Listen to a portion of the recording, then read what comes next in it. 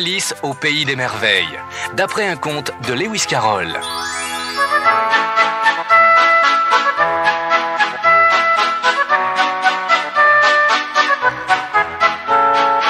Alice était assise sur un banc à côté de sa grande sœur qui lisait un livre sans images. Alors qu'elle commençait à s'ennuyer, elle décida d'aller cueillir des fleurs quand un lapin blanc aux yeux rouges passa près d'elle en courant. Cela n'avait rien d'exceptionnel. Alice fut tout de même intriguée lorsqu'elle entendit le lapin marmonner. « Zut, je vais être en retard !» Puis tirant une montre de sa poche, il regarda l'heure et détala. Cette fois, Alice n'en crut pas ses yeux. Piquée par la curiosité, elle se mit à lui courir après. Mais il était loin devant et elle eut juste le temps de le voir disparaître dans un large terrier. Alors, sans hésiter, elle s'y glissa à son tour. Elle suivit d'abord un tunnel, puis celui-ci s'inclina et se transforma en un grand puits qui n'en finissait pas. Alice tombait, et pendant sa chute, elle voyait défiler des étagères pleines de pots de confiture et des vitrines remplies de gâteaux et de bonbons.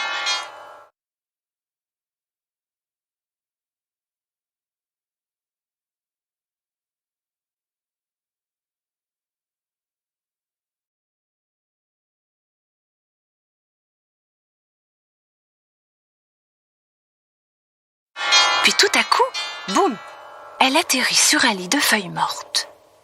Il faisait très sombre. Elle fit quelques pas à tâtons et atteignit bientôt une grande salle éclairée. Au milieu, il y avait une petite table à 3 pieds, sans rien sur le dessus, sauf une toute petite clé. Alice se demandait quelle porte cette clé pouvait bien ouvrir, tellement celle-ci était minuscule, lorsqu'elle aperçut, dans le mur du fond, une petite porte.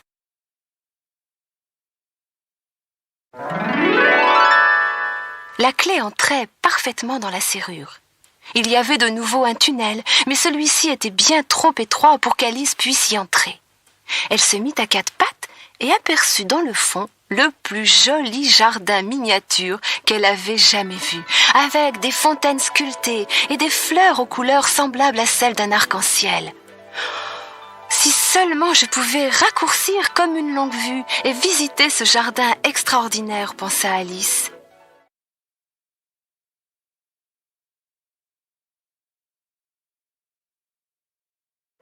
Mais elle était décidément de trop grande taille pour pénétrer dans ce minuscule tunnel. Triste et désenchantée, elle revint vers la petite table. À ce moment-là, surprise, une petite bouteille y était maintenant posée. L'étiquette portait ces mots. « Bois-moi ». Alice n'allait pas obéir aussi facilement.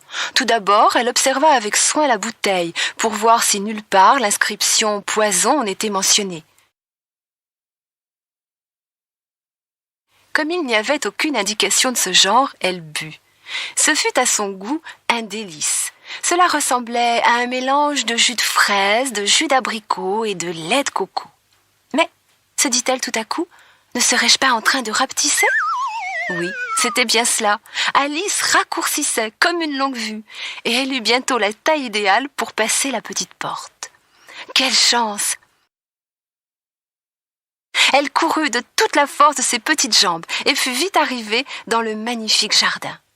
Jamais elle n'avait vu autant de couleurs à la fois, ni senti autant de parfums délicats.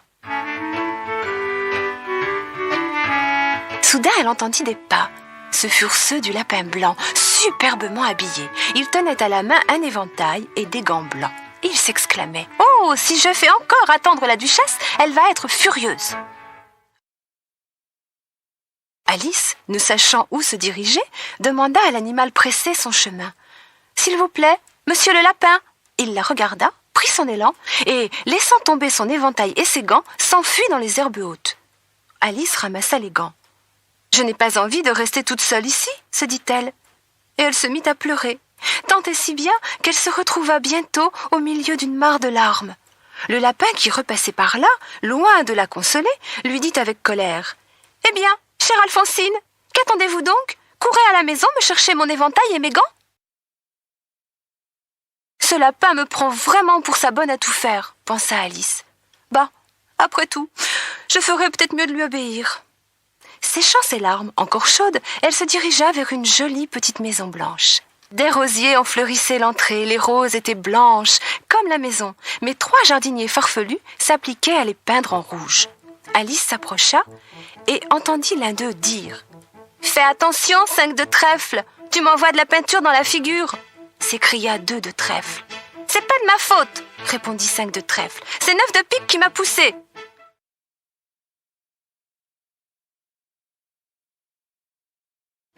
« Messieurs, dit Alice amusée, pourquoi peignez-vous ces roses ?»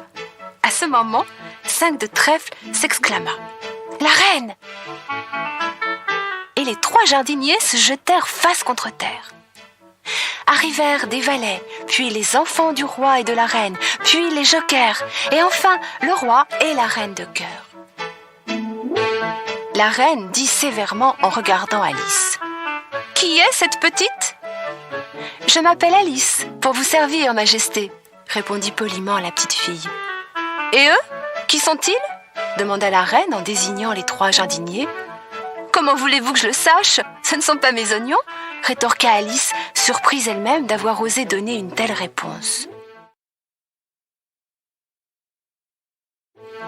La reine la regarda furieuse et se mit à crier, comme une bête sauvage, « Qu'on lui coupe la tête !» Le roi lui chuchota à l'oreille, « Songez, ma chère, que ce n'est qu'une enfant !» Mais soudain, Alice eut une impression étrange. Il lui semblait que lentement, elle était en train de grandir et qu'elle allait bientôt reprendre sa taille normale. Pour le moment, personne ne s'en apercevait. « Coupez-lui la tête !» hurla la reine. « Qui peut bien se soucier de vous ?» dit Alice. « Vous n'êtes rien qu'un jeu de cartes. » À ces mots, toutes les cartes s'envolèrent et retombèrent sur la fillette. Elle poussa un petit cri craintif et se secoua vigoureusement pour s'en débarrasser. Et elle se retrouva allongée sur le banc, la tête sur les genoux de sa sœur. 2 ou 3 feuilles d'un arbre étaient tombées sur son visage. « Réveille-toi, Alice ! Comme tu as dormi longtemps !»« Oh, si tu savais, répondit Alice, quel drôle de rêve j'ai fait !» Et elle raconta à sa sœur son étrange et merveilleux songe dont elle se souvient encore aujourd'hui.